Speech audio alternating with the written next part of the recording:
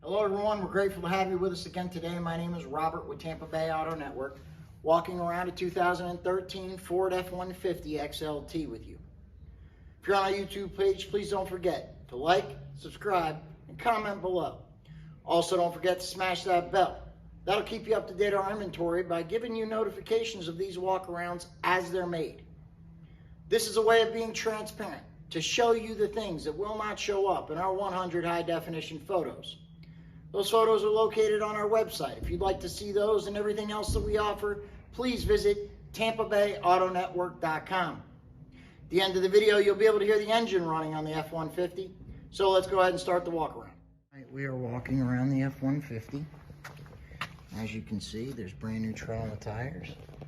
Again, we're showing you what won't show up in our pictures, which the sap won't. Some of this light stuff from love bug damage on the bumper also won't. Remember, this is a 10-year-old work truck with 88,000 miles. So it's definitely had some life, seen some life here. As you can see, there's a couple creases here in the corner. Right here, dent, or cracking on the edge of the tail light. As you go around, as you can see, it's really hard to see, but there are a couple little things on this side too, and a few scratches right there.